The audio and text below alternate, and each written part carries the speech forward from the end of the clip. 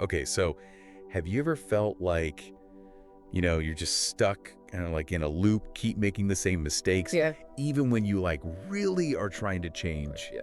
I think we've all been there, haven't we? It's almost like we're on autopilot Yeah. and we miss those moments, those important moments to just reflect and That. grow. Yeah. So today we're diving deep into self-reflection, Okay. and we're going to do it through the lens of Buddhist philosophy. Awesome. It's like, think of it as a guide Mm-hmm. to help us break free from those patterns, those repetitive patterns, and find a path toward, a life that feels a bit more fulfilling.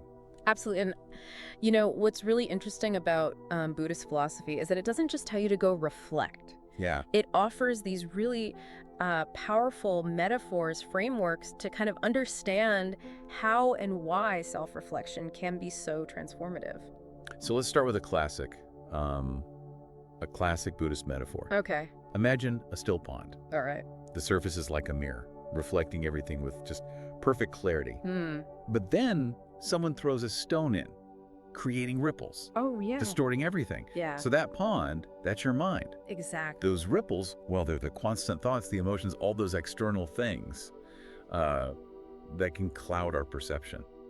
Yeah, it's like without that self-reflection, we get so caught up in the ripples, right? Mhm. That we're just reacting instead of responding. So self-reflection, that's how we create that stillness again, Yeah, that space to see ourselves and our experiences more clearly. exactly. And when we can see clearly, we're able to uncover all those hidden lessons, those that are just within our experiences. Think of it like planting seeds but never watering them. Right. That potential's there, but it needs that nurturing through reflection to grow. But it's not just about like focusing on the negatives, right? Definitely not. Self-reflection can also help us cultivate gratitude, Mhm. appreciating all the positive things in our lives. Absolutely. It helps us shift from kind of that mindset of scarcity to one of abundance. We can recognize all the good that's already there and also understand what we can actually cultivate further. It makes me think of those times when I've just charged ahead, without taking the time to reflect. Almost like driving without checking the map or like glancing in the mirrors. And what happens when we drive like that? We might be putting in a lot of effort, but we risk getting lost or even worse. Exactly. It's like we're putting in all this work, but missing that crucial element of direction, that awareness that comes from, well, self-reflection. And this is where that Buddhist concept, pratyekasamutpada, comes in. It means dependent origination. Okay, that is a mouthful. Can you break that down for me? Yeah. Basically, it means everything's interconnected. Our thoughts, they shape our actions. Our actions shape our reality, and those actions then generate new thoughts. So it's like a cycle. So it's not just random events, but everything is connected, like a chain of cause and effect. But how does self-reflection fit into all of this? So self-reflection is like pausing, examining those links in the chain Oh, okay. to try and understand how your thoughts, your actions, experiences, they're all intertwined.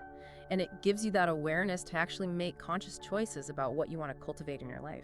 This reminds me of that quote by Thich Nhat Hanh. He said, when we look deeply into our actions and thoughts, we see their roots. And when we see their roots, we can transform them. That's such a powerful statement. It highlights how self-reflection allows us to move beyond just reacting to life. It gives us that agency to choose how we respond and how we shape our own path. So it's not just about understanding ourselves better. It's about using that understanding to create positive change. Precisely. It's a tool for transformation. And like any tool, it's most effective when we know how to use it. Which brings us to the practical side of things. How do we integrate this powerful tool into our already busy lives? And it doesn't have to be complicated. Even 5 minutes a day can make a world of difference. The key is just making it a regular practice. Yeah, it's like tending to a garden. You wouldn't expect this beautiful garden to flourish without, giving it regular care and attention. Yeah. Self-reflection is like that care and attention, but for your mind. That's a great analogy. So what are some practical ways we can tend to our, inner garden? I'm guessing you're not suggesting we like grab gardening gloves and dig around in our brains, right? Not quite, although, visualizing your mind as a garden can be a really helpful exercise. But in terms of practical tools, there are a number of powerful techniques rooted in Buddhist tradition, that you can try. Okay, I'm all ears. Uh, What are some of those techniques? Well, journaling's a fantastic starting point. It doesn't have to be anything elaborate. Just taking a few minutes every day to kind of jot down your thoughts, feelings, observations. It can provide some really valuable insights.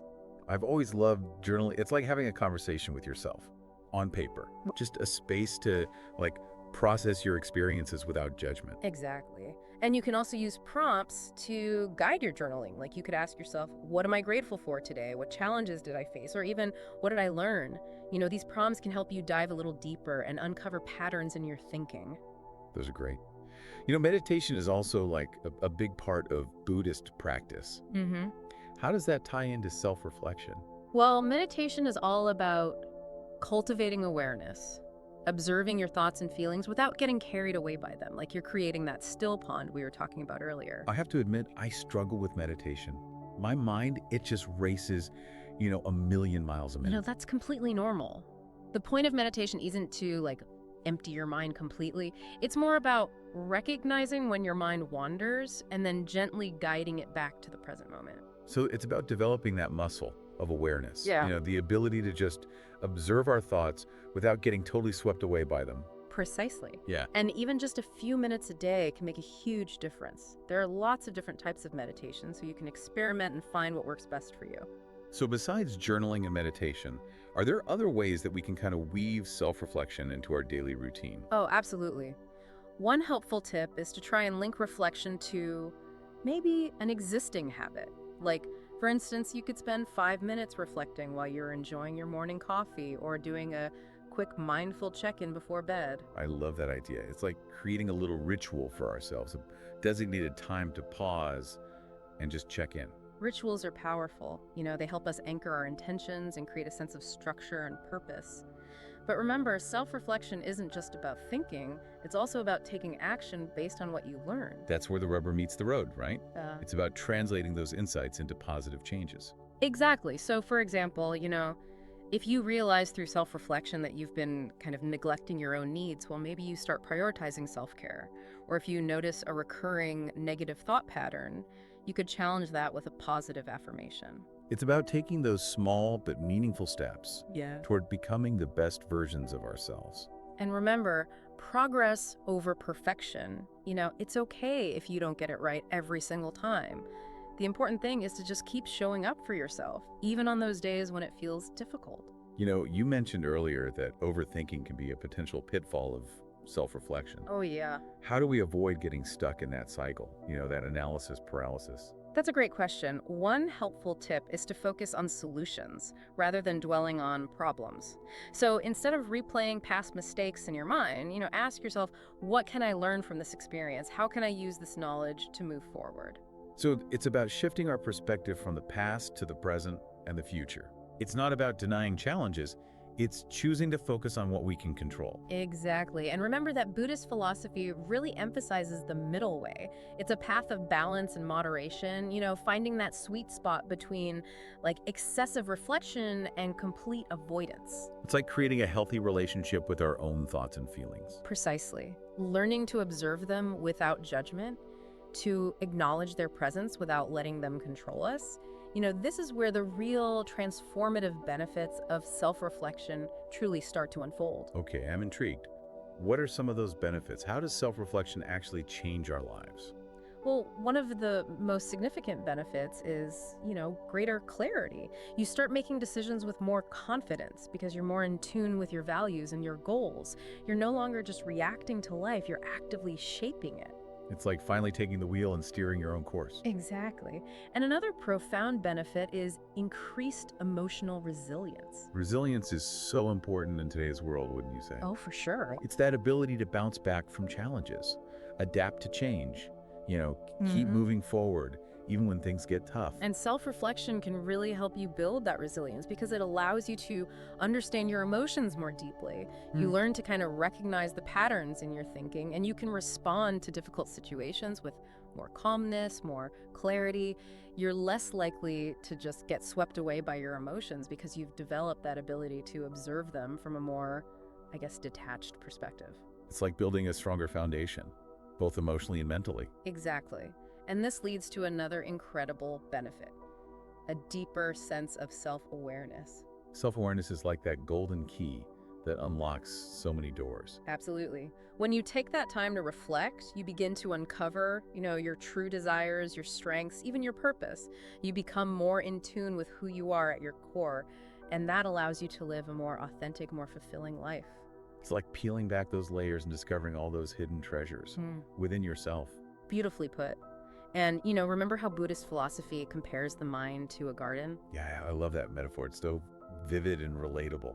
Well, without care and attention, our minds can become overgrown with weeds, right? Negative thoughts, limiting beliefs, even unhealthy habits. Yeah. But through self-reflection, we can start to cultivate those seeds of wisdom, compassion, and growth. We can create a space where our true potential can flourish. It's like we become the master gardeners of our own minds. And as we tend to that inner garden, do we also impact the world around us? Absolutely. As you cultivate that habit of self-reflection, you create kind of like a ripple effect, and it extends outward into your relationships, your work, even your communities. You become more present, more compassionate, and more capable of making a positive impact on the world around you. This has been such an enlightening conversation. I feel like I have a whole new understanding of the power of self-reflection. Oh, I'm so glad to hear that. Remember, it's a journey, not a destination. Be patient with yourself, celebrate your progress, and trust the process of growth.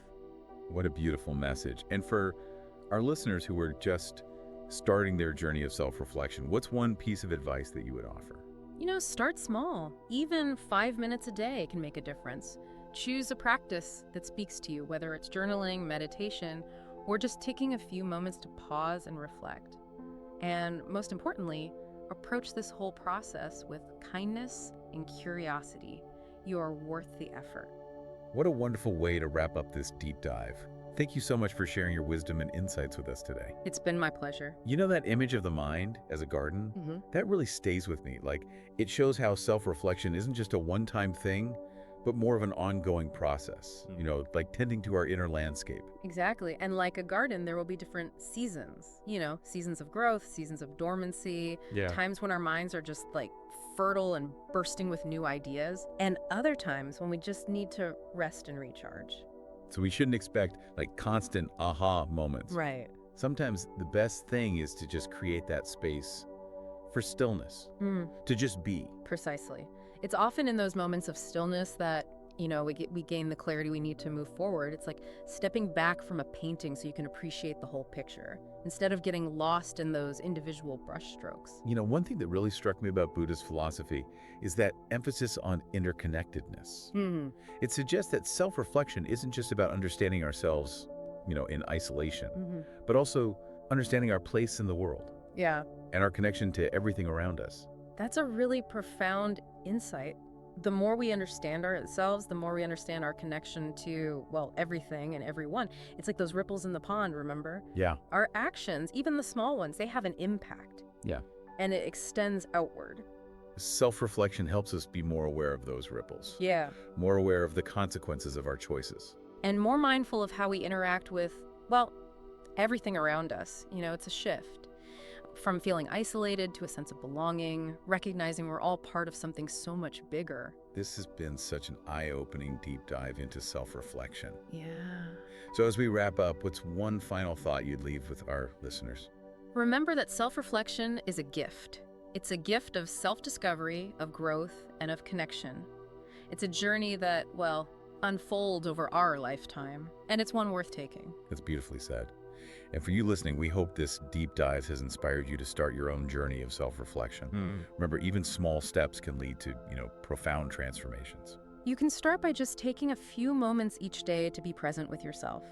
Just notice your thoughts, your feelings, even your sensations, all without judgment. And ask yourself, what are you grateful for? What are you struggling with? What are you learning? And as you go on this path, remember to be patient with yourself. There will be times when it's easy and times when it feels challenging. But the most important thing is to keep showing up, keep nurturing that inner garden, and trust the process of growth. Who knows what beautiful flowers might bloom? What a beautiful way to end this episode. Thank you. Thank you for joining us on this journey of self-discovery. We hope you enjoyed the dive, and we'll see you next time for another deep dive into a fascinating topic. Until then, happy reflecting.